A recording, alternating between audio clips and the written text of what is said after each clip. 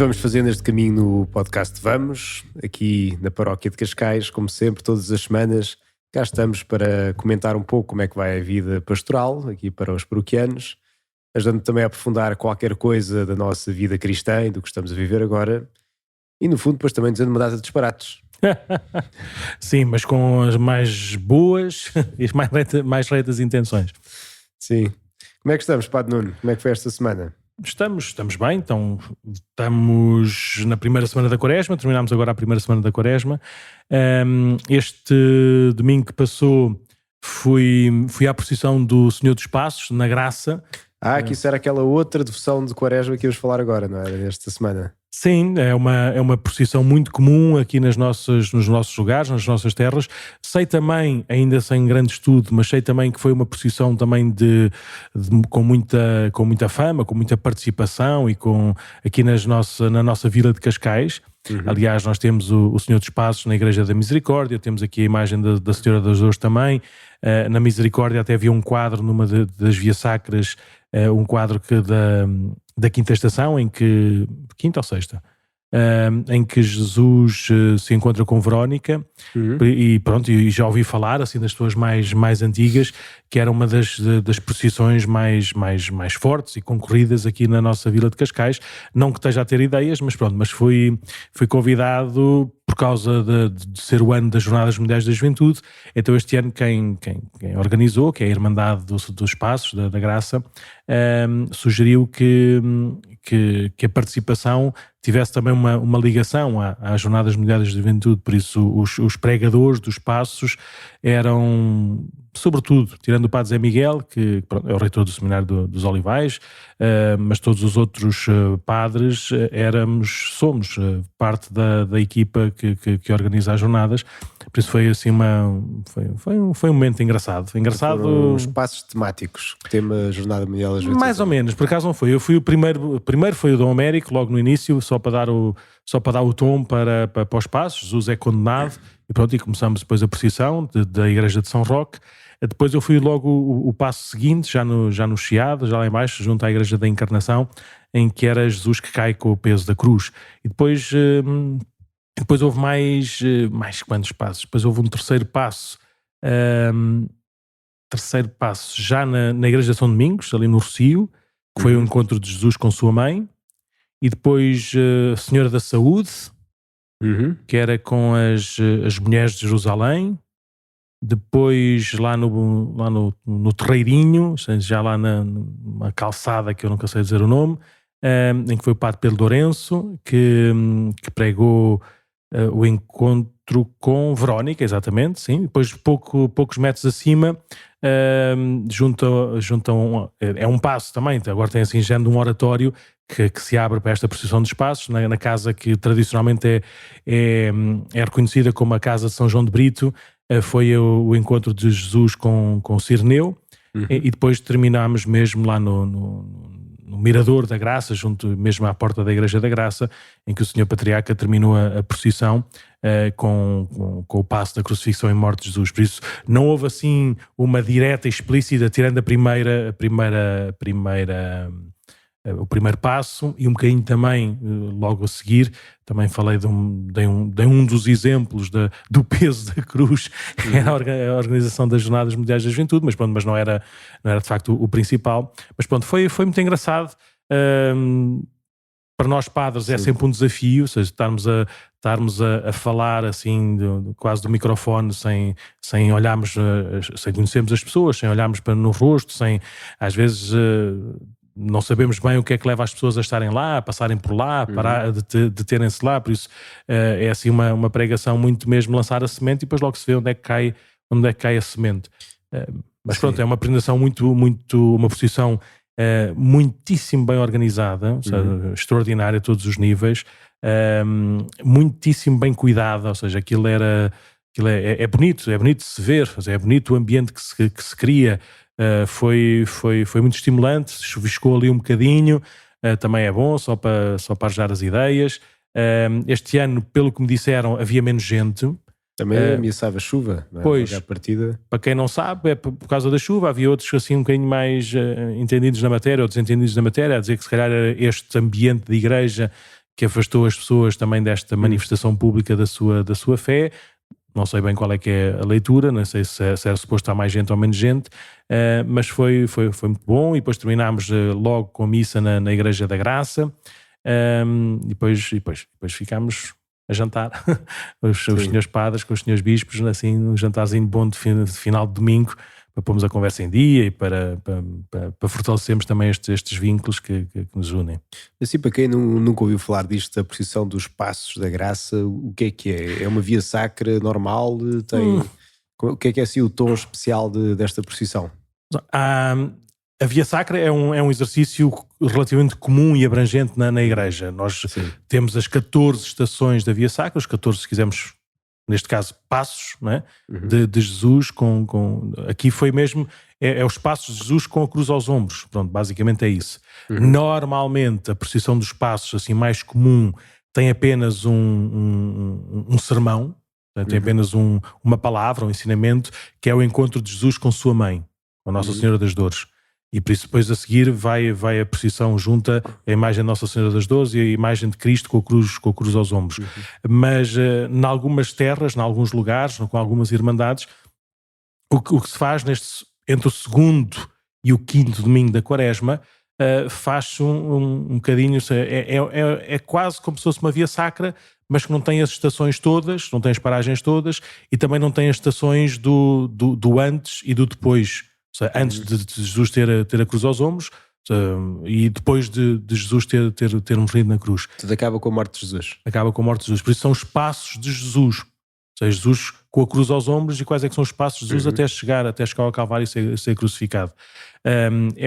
Na prática é uma via sacra. Na prática é nós acompanharmos Jesus neste caminho redentor. Ou seja, este Jesus, como diz São Paulo na carta aos Filipenses, não se valeu da sua igualdade com Deus, mas aniquilou-se a si mesmo, assumindo a nossa condição humana, e depois, não bastando isso, humilhou-se ainda mais, sofrendo e morrendo de cruz.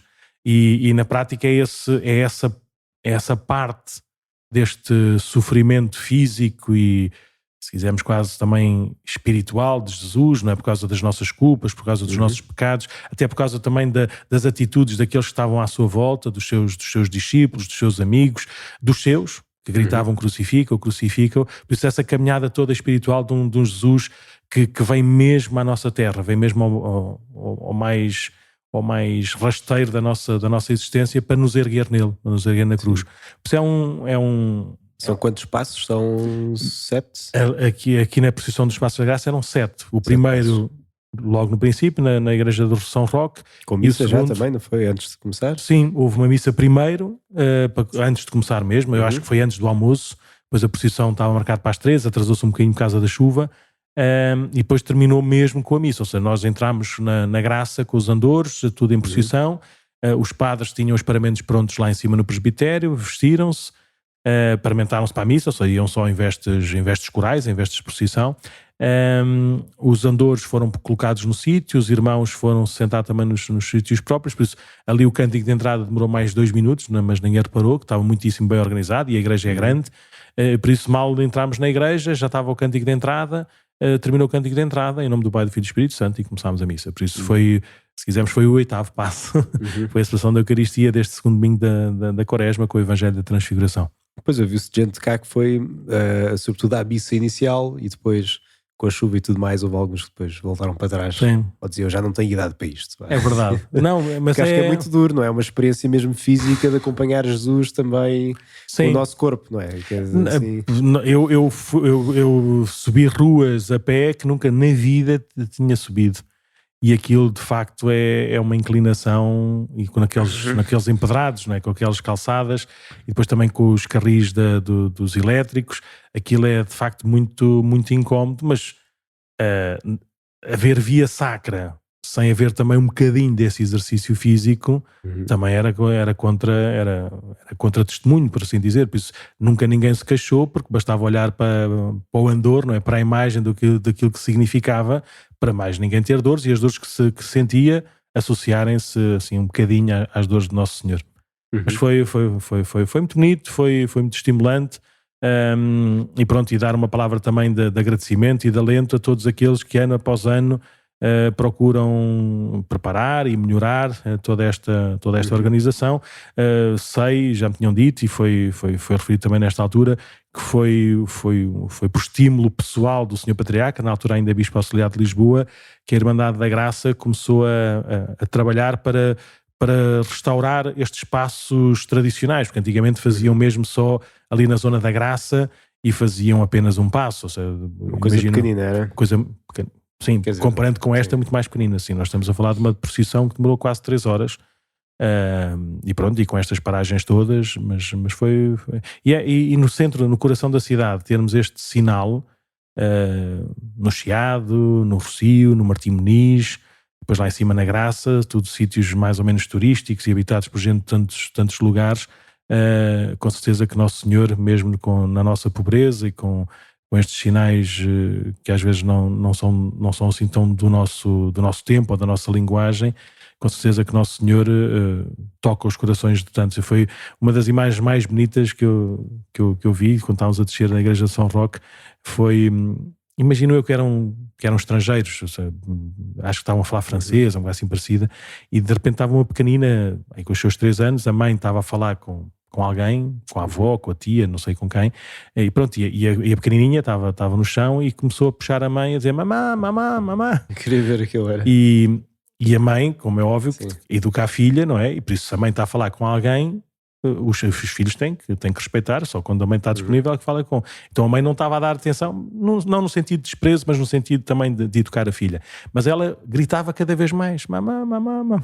Até a mãe, tadinha, olhar, já tinha tentado calá-la 3 ou 4 vezes, mas não conseguiu calá-la. E na prática estava... E engraçado que nem sequer era para a imagem do Senhor dos Passos, era para o que o Senhor Patriarca levava na mão. Que era o Baco? Que era o Santo Lenho. Era um relicário do Santo Lenho. Não sei porque ela estava encantada com a figura do Senhor Patriarca, lá no meio no meio do pálio, com os irmãos todos, não é? E a apontar para o Santo Lenho, mas feliz da vida, toda admirada, espantada. Depois eu vi também um pai, imagino que era pai, subi com uma criança um bocadinho mais velha, mas ali no ensino primário ainda, e a filha curiosa, pai, o que é isto? O que é isto? Quem é? E o que é isto? Olhar para o Senhor dos Passos, ou seja, no sentido de... E o pai não falou, andou o mais depressa que pôde. Por isso, podemos ser um sinal para quem não se aproxima ou não entra na igreja, não ouve, não sabe, poder ser assim um sinal atrativo, ou se não de pôr em questão, ou do que quer que seja. Eu que habitualmente digo que não gosto muito de procissões, e se calhar continua a ter razões algumas para não gostar de algumas coisas de procissões, não que estejam mal, acho que estão bem, eu é que tenho gostos esquisitos, não é?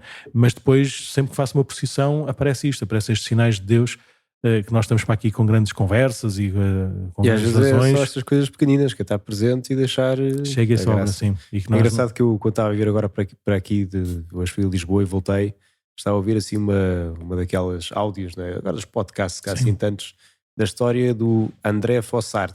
Sim, converteu-se a entrar numa igreja. Converteu-se porque tinha um amigo que disse, olha, importas que eu vá só ali à igreja, e ele era judeu, ateu, não acreditava em nada. Sim. E depois foi à igreja e no final, que eu até estranhei assim, peraí, então esta é que é a história, quer dizer, ele entrou na igreja com ele, ficou lá um pouco, e depois no fim diz, agora já acredito. Sim, mas foi, assim. Exatamente, da beleza, eu acho, eu se calhar é a construção minha da imaginação, mas eu li esse livro de, como é que é? Deus existe, eu acredito, não. Qual é que é o livro que ele escreveu? Eu só ouvi a história, portanto, o André Forçar escreveu um livro muito engraçado, está escutado, mas podem ver se calhar nos OLX da vida, que é Deus existe, eu encontrei, ou uma coisa assim parecida, que é o relato da conversão dele. E porquê? Porque ele é um amigo dele, um amigo íntimo, amigo próximo, olhou para ele e exteriormente ele acho que era da Juventude Comunista Francesa, uma coisa assim parecida, era secretário-geral, ou seja, o número 1 da Juventude Comunista Francesa, filho também de um grande líder lá de um partido de esquerda de França, e por isso era alguém muito, muito respeitado, e de repente ele acredita e torna-se cristão. Aquilo foi uma causa de escândalo para muitos, e muitos se afastaram dele, mas este amigo próximo olhou para ele e via, tu estás muito melhor do que estavas, tu já eras uma pessoa espetacular e agora estás ainda melhor, eu quero ser como tu. Deus existe, eu encontrei. Deus existe, eu encontrei, sim. E pronto, e depois o André Frossard diz que não sabe explicar como é que se converteu. Então conta esta história, e escreveu este livro, não é, na prática, a dizer, olha, isto aconteceu-me a mim, eu não sei como, nem sei porquê, pronto, pode ser que ajude outros a fazer o mesmo. Então sugeriu ao amigo a dizer, olha, vai à missa todos os dias. E ele, missa? Mas eu não sei o que é missa. Então, pá, escolhe uma igreja perto da tua casa, antes vezes aqui para o secretariado, passas e vais à missa todos os dias. E assim aconteceu. Passado um mês, passado 2 meses, e o amigo na mesma, 0.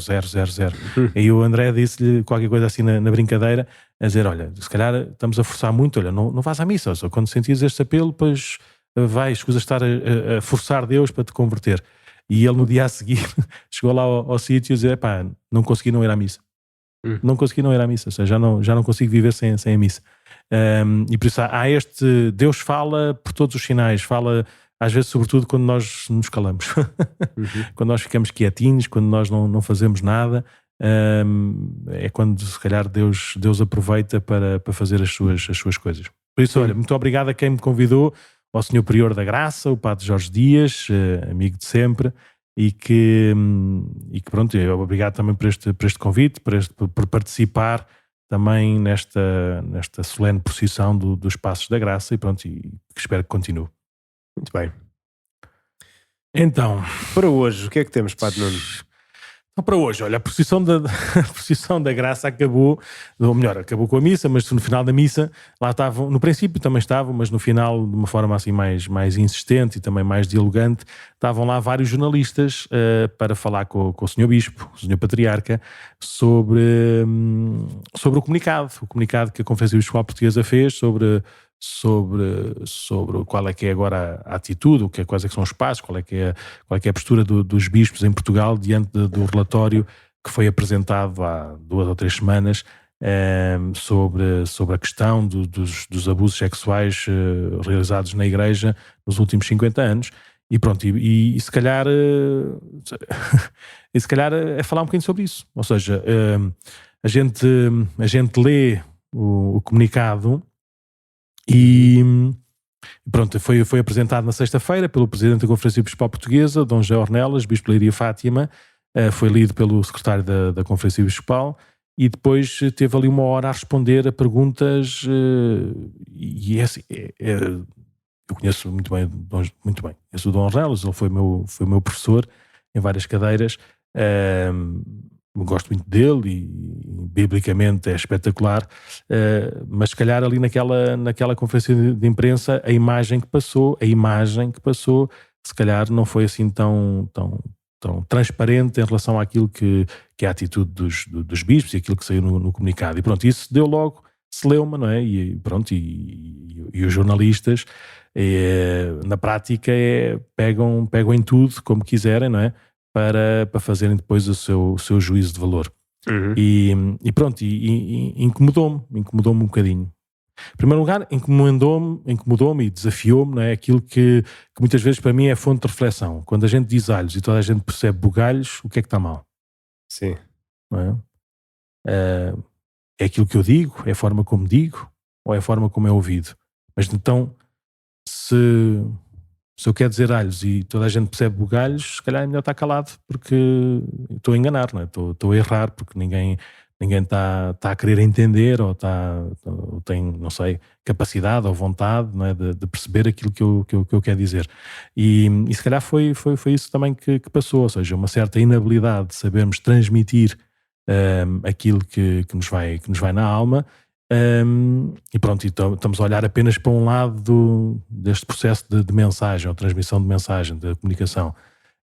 Mas depois também, do outro lado, e nós também somos ouvintes, e por isso às vezes, quando aquilo soa estranho, a gente deve dar 2 passos atrás e deve usar os nossos neurónios, os nossos ouvidos, os nossos olhos, né, para pensarmos, vermos e ouvirmos e fazermos o nosso próprio juízo.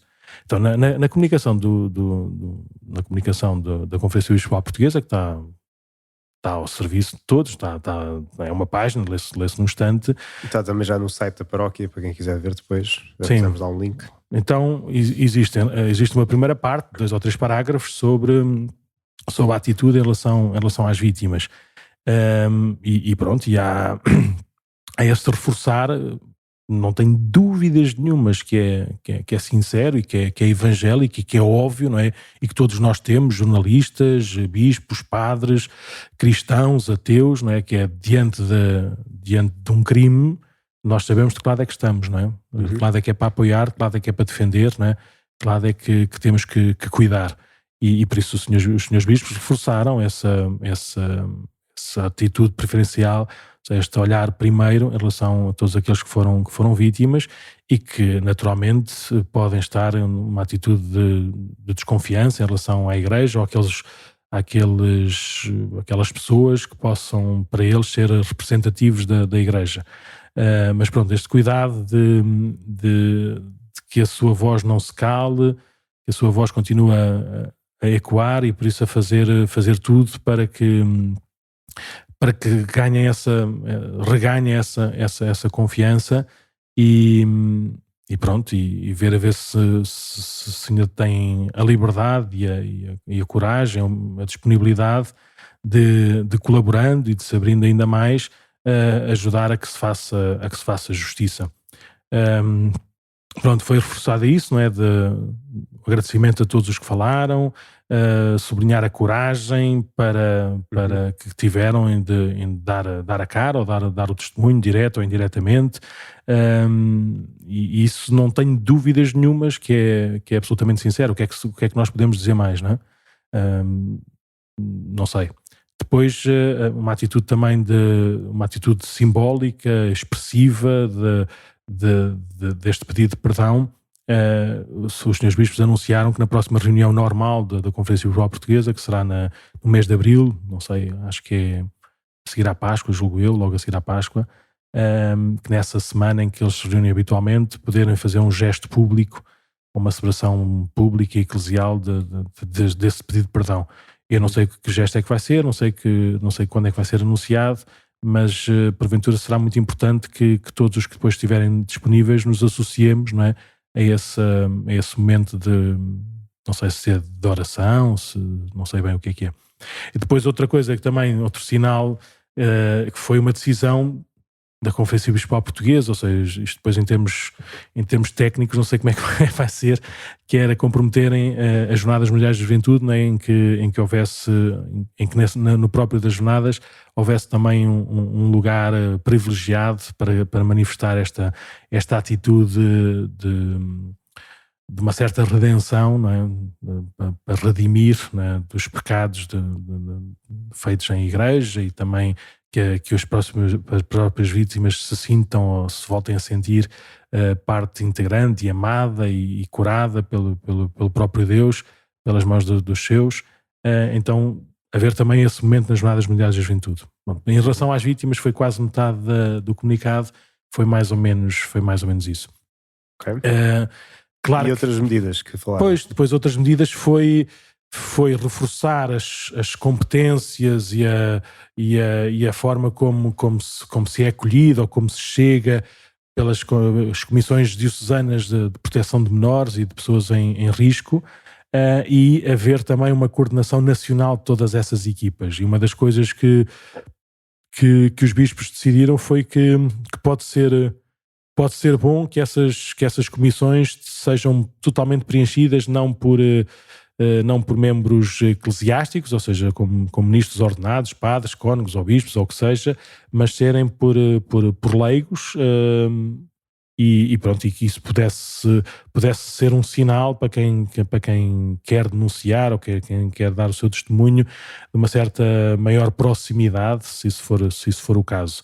Por isso falou-se dessas coisas, desse continuar mais ou menos aquilo que é foi o trabalho desta comissão de estudo, não na lógica de um estudo só, de saber o caso, não é? Mas numa lógica depois de prevenção e de saber lidar com a justiça. Uma das coisas também que se decidiu foi que tudo aquilo que foi o que as vítimas maioritariamente falaram e pediram foi que o acompanhamento psicológico, psiquiátrico, espiritual, que tanto necessitam, pudesse ser garantido também indiretamente pela Igreja. Por isso que não ficasse nenhuma das vítimas sem este apoio, e para isso os bispos estão disponíveis para fazer uma série de parcerias com as associações normais que já estão no terreno, quer seja a APAV, quer seja o Serviço Nacional de Saúde ou outros que tais. Por isso, na prática, vão agora trabalhar para criar essa rede para que qualquer pessoa que tenha passado por isso possa, de uma forma segura e de uma forma também respeitando a sua privacidade, o seu anonimato, ter este tipo de acompanhamento. Depois, em relação às indenizações, não apareceu no comunicado, mas foi muitas vezes perguntado, e o que os senhores bispos referiram foi que no quadro legal, no quadro jurídico português, isso não existe no sentido dos pecados ou os crimes cometidos pelos membros são crimes pessoais, ou seja, um crime que eu cometa como é que se diz? Não obriga a instituição, mas é um crime pessoal, e por isso sei de fonte seguríssima, até porque o espírito é o mesmo, que imaginemos que agora, para não lançar falsos testemunhos, imaginemos que não sei, eu teria sido acusado e condenado por um crime qualquer, e a pena seria pagar 100 mil euros à vítima. Não tenho esse dinheiro, por isso não sei se alguma vez quanto tempo de vida é que teria para angariar esse dinheiro para pagar à vítima. Por isso eu julgo que nessa altura, uma questão de boa fé e de moral, a Igreja põe-se ao lado da vítima, não se põe ao lado do acusador. Por isso, de certeza que a vítima não ficaria sem receber aquilo a que o seu criminoso foi condenado, e pronto, e depois a Igreja faria essa relação, esse trato depois com o padre acusado e condenado. Pronto, por isso o que ficou, se calhar não foi o que ficou assim tão bem explícito, nem eu, não sabemos, não é?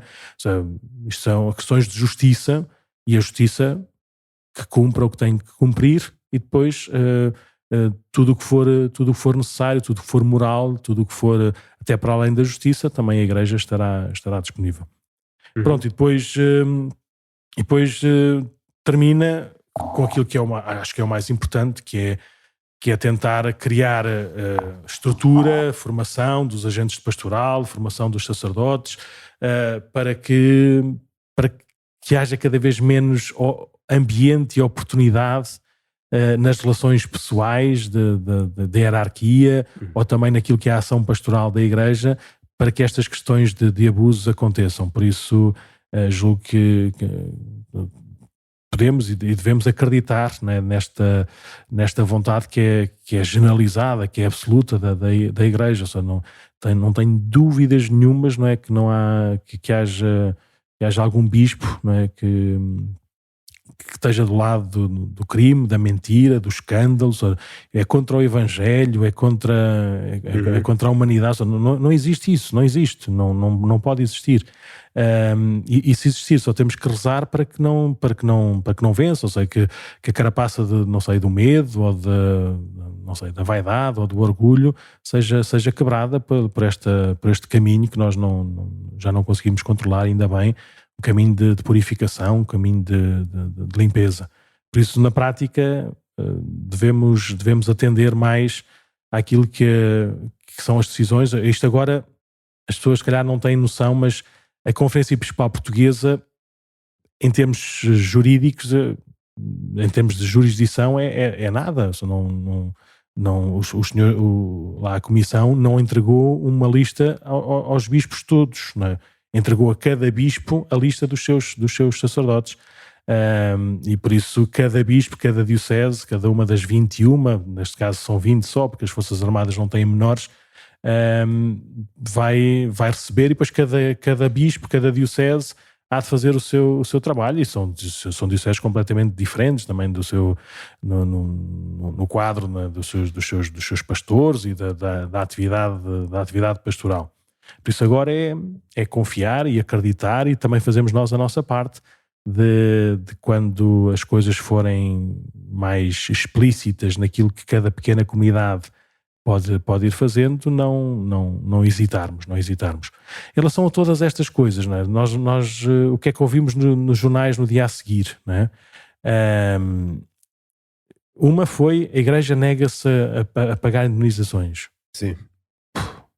Mas quais indemnizações? Não foi condenada a nenhuma indemnização, como é que pode negar a pagar? Ou seja, não se nega nem se deixa de negar, ou seja, quando o que tiver que acontecer, que aconteça, e não tenho dúvidas nenhumas que a Igreja estará do lado certo, e por isso, se for condenado, não é habitual, ou seja, o nosso sistema jurídico português não faz nada disso, não é? As vítimas não querem, por isso é que o Sr. Patriarca ontem até disse de uma maneira assim, se calhar também pouco compreensível, a dizer que querer pagar pode parecer que queríamos pagar o silêncio, ou queríamos dizer que o dinheiro apaga a dor, ou seja, e por isso podia ser ofensivo para as vítimas, queremos apagar as coisas com dinheiro. Não é esse o sentido também de quem faz essa pergunta, mas pronto, mas foi logo uma das coisas que saiu quando o Dom Ornelas, a única coisa que disse foi isso, olha, não sabemos, não houve condenação nenhuma, o normal é não passar por aí, o nosso quadro jurídico e a forma eclesial como estamos unidos se calhar não chega a esse ponto. Não se negou nada, só disse que em princípio isso não acontecerá, mas se acontecer, logo se vê.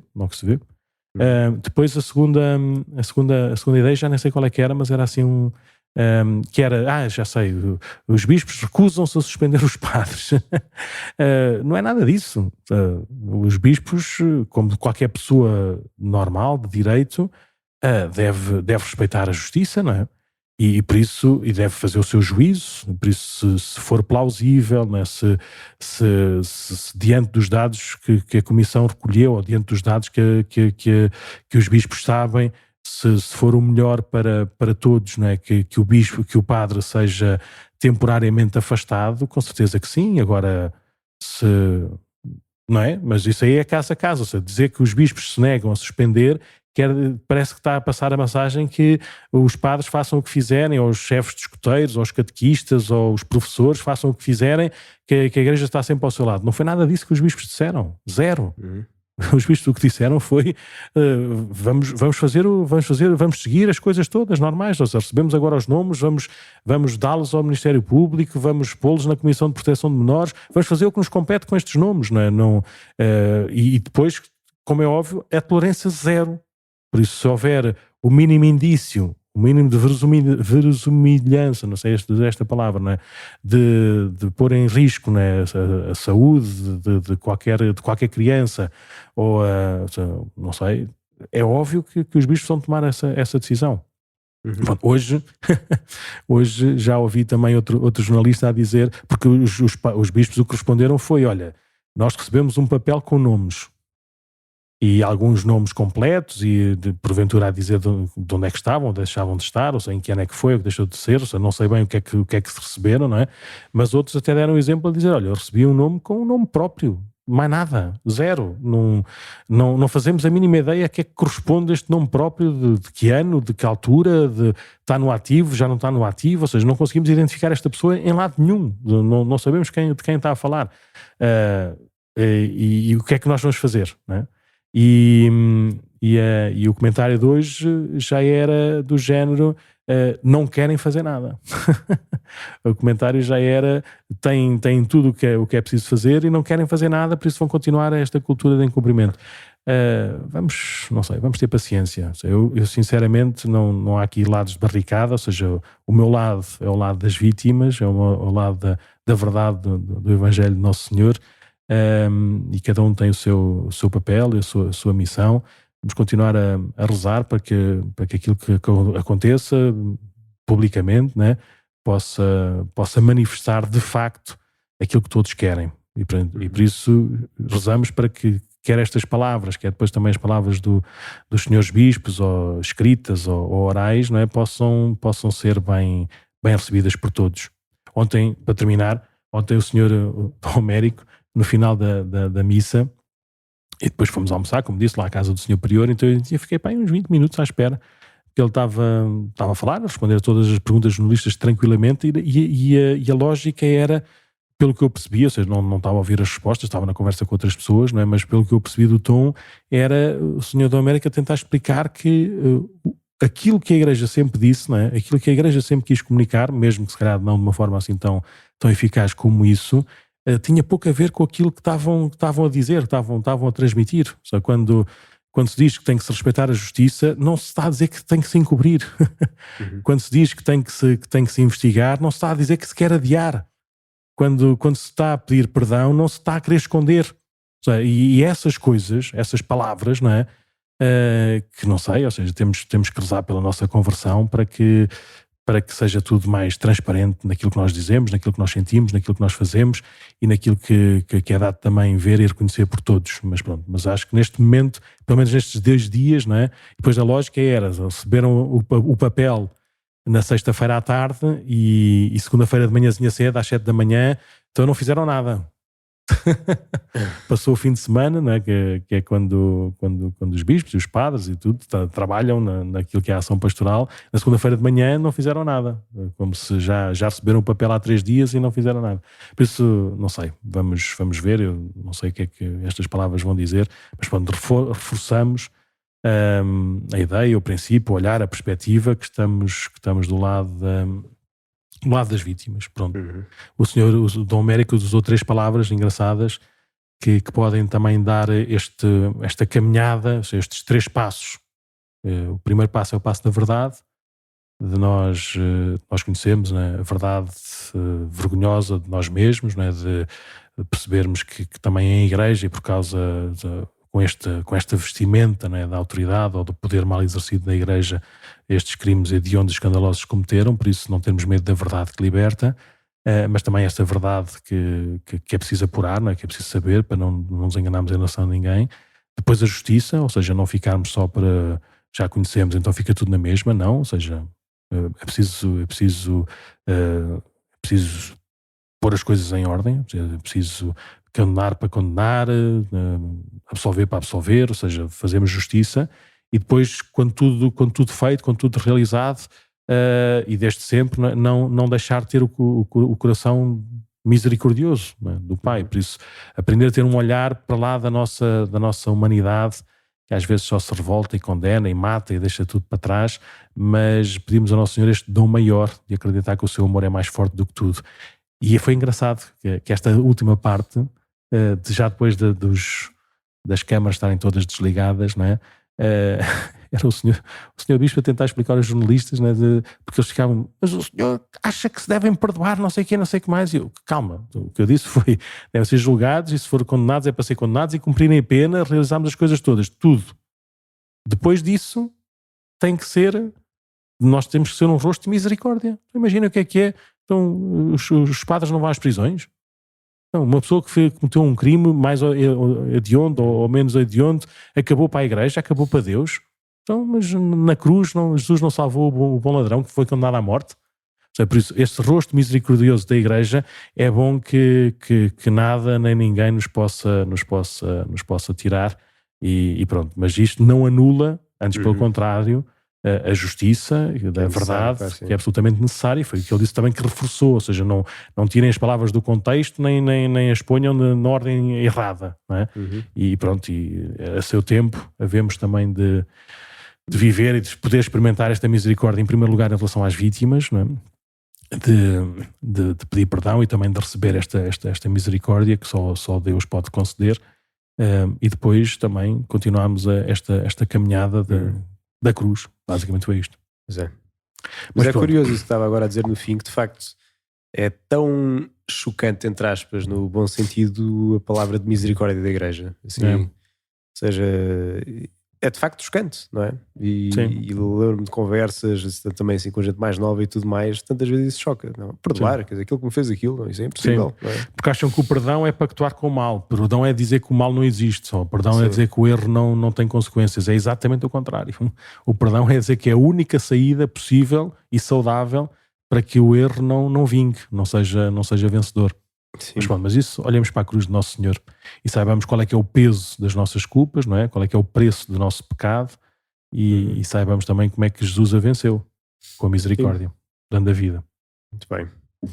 Pronto, desculpem lá esta conversa demasiada e se calhar ainda não totalmente justa e se calhar mal compreendida, pronto, aqui me penitencio, mas a intenção é que a gente continue a olhar, né? Olhar e a ouvir com bondade e rezar muito pelos nossos bispos e por aqueles que exercem este serviço, e pronto, e que tudo continua a correr ou vai correndo cada vez mais pelo melhor, sem debates histéricos e desordenados e fora do tempo e fora do lugar. Sim. Então pronto. Passamos brevemente então a... isto falámos bastante, sim. Então um segundo tema era, se bem se recordam, na mensagem do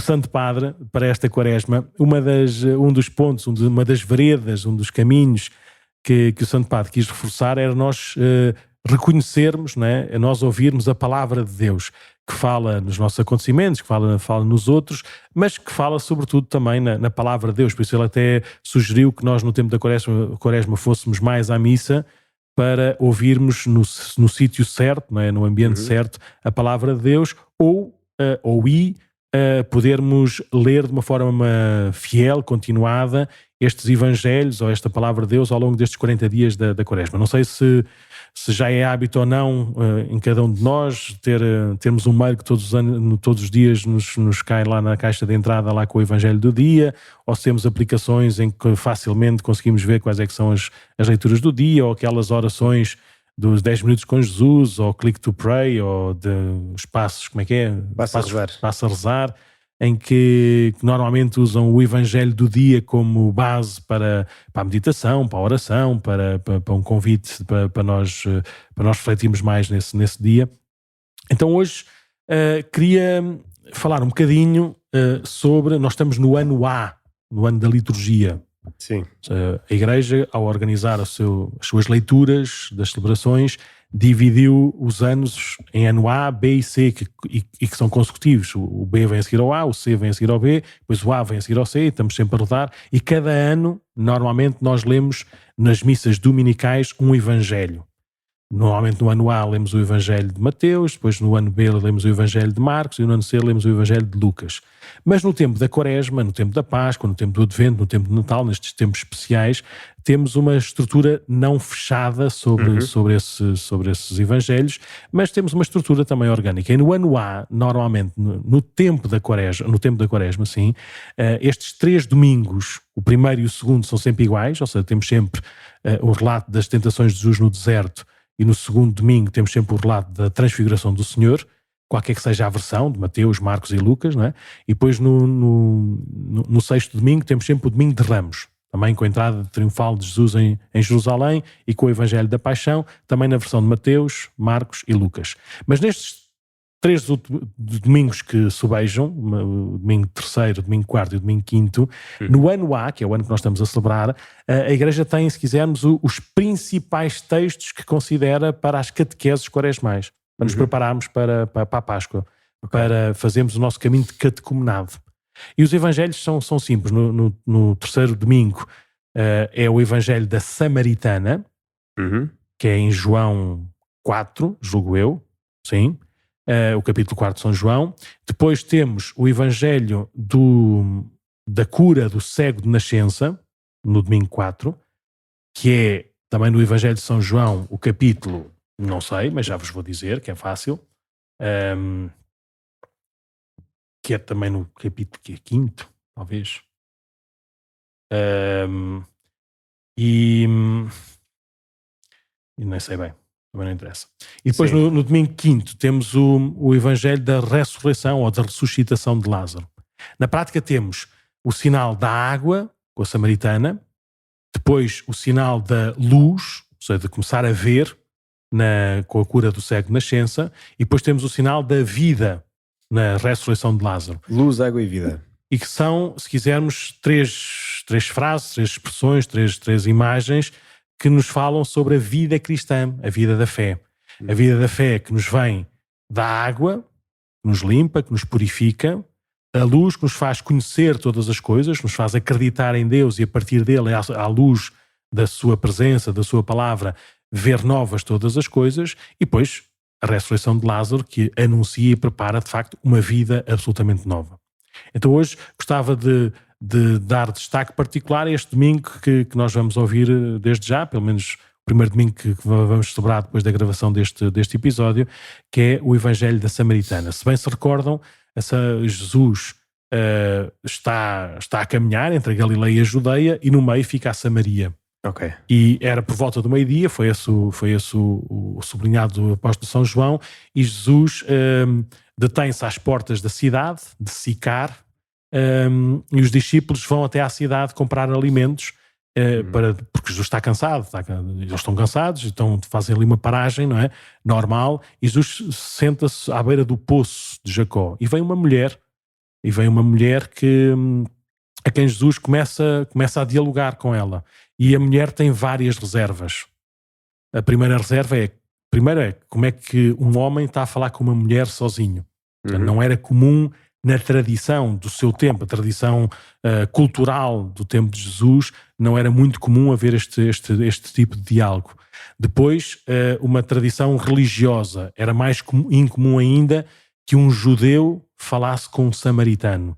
Porque desde o século VIII a.C., com o primeiro dos exílios da Assíria, aquele reino do norte, chamado Reino do Norte, as tribos do norte, foram conquistadas, foram dispersas pelo Império da Assíria, e começaram e fizeram uma coisa que não era muito comum para os judeus, ou seja, começaram a integrar-se, em vez de viverem como um povo eleito, escolhido, cuidado, fechado sobre si, não é? Não, foram-se abrindo. Então, quando acabou esses exílios, os samaritanos foram mal vistos, mal reconhecidos, ou seja, já não pertenceriam ao povo de Israel, ao povo de Deus, porque se tinham tornado impuros ao se cruzarem, não é, com outros povos e com idolatrias. Então, no tempo de Jesus, era muito forte e acérrimo este combate entre a Samaria e a Judeia. E por isso é que, quando Jesus está a subir para Jerusalém, já para a Semana Santa, houve uns samaritanos que recusaram receber a comitiva de Jesus, porque eles eram galileus, porque eram judeus. Então, e o João e o Tiago, os filhos do trovão, disseram logo: então, mas queres que a gente acabe com esta cidade? Então não te vão receber. E Jesus passou adiante, não veio para destruir, veio para salvar. Por isso, este diálogo de Jesus com a samaritana é o diálogo que também Jesus estabelece connosco. Nós podemos ter, e Jesus, como é que começa o diálogo, ou qual é que é o coração do diálogo? Tenho sede, dá-me de beber. E depois estabelece um diálogo que aponta para outra dimensão, e depois a seguir a Jesus revela à samaritana que a conhece por dentro. Eu sei que tiveste 5 maridos e nenhum deles é teu marido, nem este com quem estás agora. E a samaritana sentiu-se reconhecida por dentro e percebeu naquele diálogo que Jesus era o Messias. Por isso, nesta caminhada batismal, temos um Deus que supera todos os nossos obstáculos, as nossas religiões ou religiosidades pré-definidas, estabelecidas. Um Deus que aparece como... ia dizer necessitado, ele não precisa de nada, como é óbvio, mas aparece como alguém que tem espaço para nós, como alguém que requer, que quer a nossa presença, que quer o nosso trabalho, e como alguém que nos conhece intimamente e não nos julga, mas nos salva. Sim. E depois, a partir daí, e para terminar, a samaritana fica entusiasmada porque percebe naquele diálogo, naquele olhar, nas palavras que Jesus lhe diz, percebe que ele é o Messias, né? Então vai a correr até à cidade e começa a gritar a toda a gente, né, que tinha encontrado aquele que toda a gente já esperava e já falava. Então tinha superado esses seus medos, essas suas reservas, esses seus preconceitos, e foi falando a toda a gente. E no final, quando ela volta outra vez para junto do poço de Sicar, está a aldeia toda à volta de Jesus, e alguns deles dizem à samaritana: nós acreditamos não já porque tu nos disseste, mas porque também nós ouvimos. Esta também deve ser a nossa caminhada cristã, uma caminhada de conversão que nos leva à missão de anunciar Jesus, que é o único que pode salvar. E por isso que neste terceiro domingo da Quaresma a gente se sinta também inspirados com este exemplo da mulher samaritana, para também nós nos deixarmos rever por Jesus, não termos medo de entrar no seu espaço, no seu lugar, e a partir dele sermos missionários, anunciarmos a sua presença a todos, porque só ele pode salvar. Uhum. Pronto, e depois os outros evangelhos, logo se vê. Vamos ver nas próximas semanas. Se for tempo disso, se não houver outros temas, sim. Ou se achamos que este é o tema principal, sim. Sim, mas obrigado, isto é sempre bom nós irmos aprofundando antes o Evangelho para quando chegamos depois à missa ser já uma coisa nossa como a samaritana, não é? Ou como isto já não é por mim, ou pelo menos os conterrâneos dela, mas é por nós mesmos, não é? Já sim, é uma coisa nossa. Sim, só para enquadrar, quando eu era mais novo e fazia os retiros só de fim de semana, eu lembro de uma vez, um retiro de sexta à noite, sábado e domingo, foi só sobre este Evangelho. Ou seja, o Evangelho de São João é um Evangelho espetacular. É único, por isso é que sai fora daquela lógica dos Evangelhos sinóticos. E estes capítulos, então, dos encontros de Jesus com alguém, cada frase, cada palavra tem um alcance tão brutal, não é? Que dá para fazer, como vos disse, um retiro de silêncio 3 dias seguidos só a partir deste capítulo. Uhum. E tem pano para mangas para a gente rezar, rever, né? E depois querer pôr em prática. Muito bem, maravilha. E pronto, e para terminar, Padmento, tu é que fizeste esse trabalho de casa, mas nós já não sei se falámos muito ou pouco, mas já aflorámos e nas missas dos últimos domingos a partir deste dia. Então nós falámos estamos a fazer uma revisão ou uma ampliação dos serviços na igreja, que tiveram ainda estão mais ou menos a recuperar dos tempos da pandemia, que agora é que estamos no fundo a dedicar-nos mais a isso, seja nas diferentes valências, como os leitores, cantores, pessoas que ajudam a preparar as coisas para a igreja, que estão no acolhimento, a receber as pessoas. Então fizemos uma campanha nos últimos 2 domingos para as pessoas mostrarem a sua disponibilidade para, no fundo, poder também servir e, consoante isso, depois formar novas equipas em todos estes âmbitos. E então, se calhar só mais dando um pouco de feedback, que as pessoas foram se inscrevendo, algumas, ainda estamos à espera de mais respostas, que houve pessoas que levaram a folha e provavelmente vão entregar a folha depois nos próximos dias, aqui no acolhimento da paróquia. Mas, sim, portanto, tivemos alguns voluntários. Engraçado que para ficar no acolhimento da igreja não tivemos assim tantos voluntários, e também alguns a fazer o acolhimento aqui no centro pastoral onde estamos, tivemos 4, pelo menos por agora.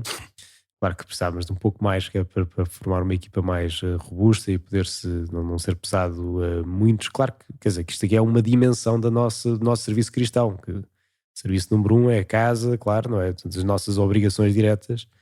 Isto, claro, se temos disponibilidade e podemos pôr ao serviço, vamos pôr os dons a vender. Depois tivemos também algumas pessoas que estão dispostas a começar-se a formar para ser catequistas e, de facto, depois se forem idóneas, se Deus quiser também o serão. Algumas que se disponibilizaram para os serviços nas missas também, como leitores, acólitos, etc. Assim, não assim alguns.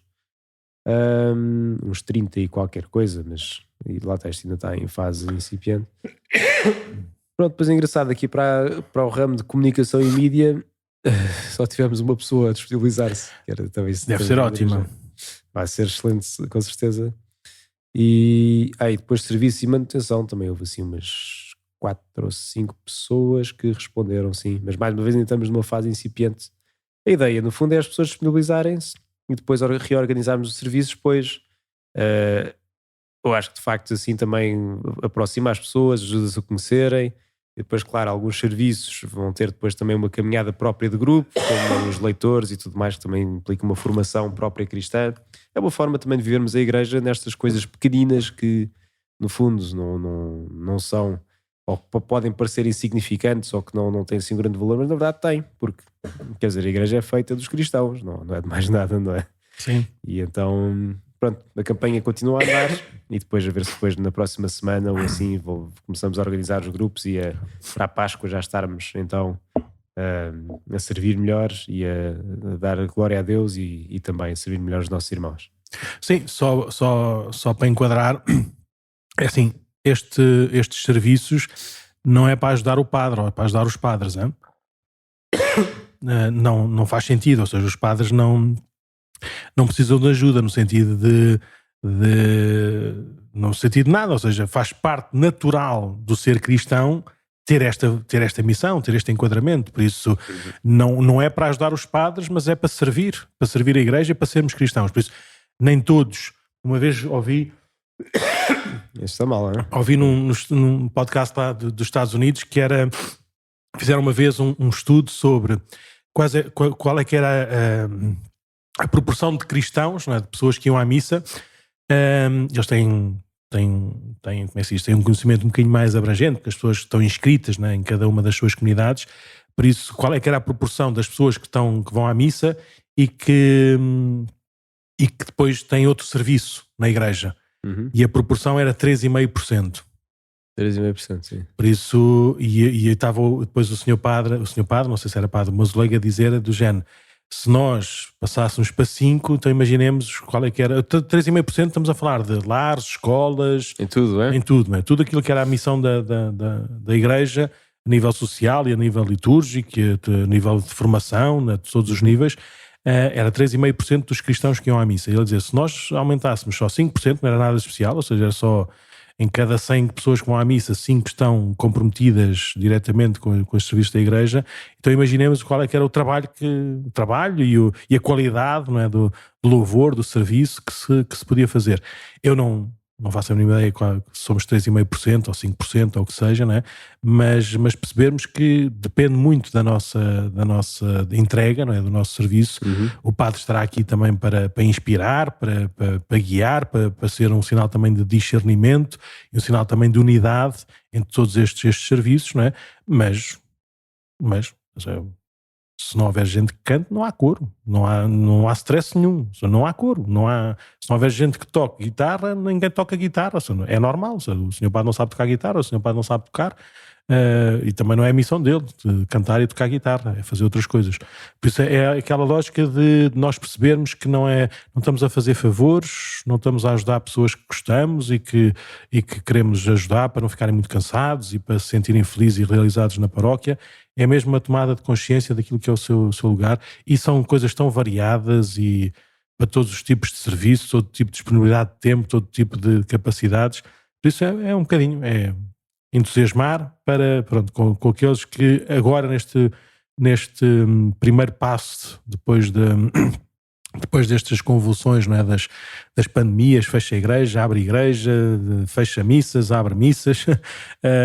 Temos agora também uma casa nova aqui no centro pastoral, com coisas que a gente pode fazer, com os universitários que cá estão, com as pessoas que ainda não vêm, não sabemos porquê, mas se calhar também não temos nada para lhes propor, então convém que haja mais pessoas, não é, para podermos ir crescendo em todas estas direções, não é, que no único serviço da igreja. Por isso não se esqueçam, não custa nada, podem ir à internet, lá na nossa página da paróquia de Cascais.org e fazer lá a vossa manifestação de disponibilidade para uma outra coisa, e pronto, depois vamos começando a trabalhar. Isto não é para fechar, ou seja, vai estar sempre aberto, e com certeza quando começarmos a trabalhar melhor e também nós depois conhecendo-nos melhor uns aos outros, começamos a convidar pessoalmente, começamos a ver também e a saber dar resposta às pessoas que tantas vezes, não é? Eu não sei quantas respostas é que contaste, mais ou menos. Esse pai, tudo somado umas 50 no máximo. Certeza absoluta que eu já vi muito mais do que 50 pessoas a dizer-me dezenas de vezes: Senhor Padre, o que precisar, é só dizer. Senhor Padre, o que precisar, Senhor Padre, eu quero ajudar, onde é que posso ajudar? Então pronto, está aqui. Vejam também, consoante a vossa consciência, a vossa agenda e o vosso tempo, né? O que é que estão disponíveis para fazer aqui neste serviço da igreja. Bem, então depois podem mandar os formulários de inscrição se quiserem no site da paróquia, que depois pomos também aqui na descrição do podcast. Mais sugestões sobre o podcast podem enviar para o e-mail podcast@paroquiadecascais.org. E vamos a isso. Vamos já para o terceiro domingo da Quaresma, no meio do caminho. Sim, vamos começar a preparar a Páscoa. Vai ser uma festa. Vamos lá. Vamos a isso. Vamos